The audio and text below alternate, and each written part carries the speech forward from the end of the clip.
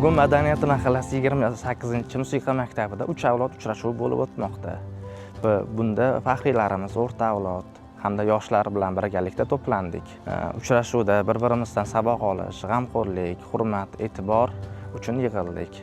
Uchrashuv davomida yoshlarimiz o'rtasida mavjud muammolarni bartaraf etish, faxriylarimizning hayot yo'llarida mehnatsevarligi va vatanimiz taraqqiyoti uchun qo'shgan hissalarini bizlar uchun tayyor bir maktab va olg'a qadam bosishimiz uchun turtki bo'ladi deb o'ylayman. Bu uchrashuv o'rta avlod hamda yosh avlod faxriylarimiz bilan birgalikda vatanimiz taraqqiyoti uchun birgalikda harakat qilishimiz kerakligini, shu bilan birga yangi O'zbekistonimizda yoshlarimizga qaratilayotgan imkoniyatlar, davlatimiz rahbarining yoshlarga bergan e'tibori, yoshlarga qanchalik mas'uliyat yuklashi haqida muhokamalar bo'lib o'tdi.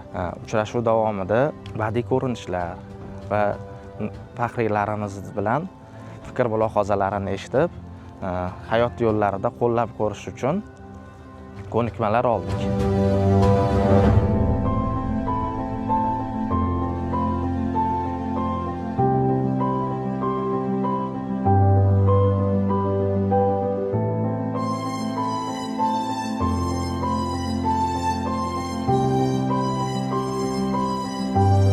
Nuroniy jamg'armasi va qator tashkilotlar bilan hamkorlikda tumanimizni barcha mahallalarda mana shunday tadbirlar o'tkazilyapti.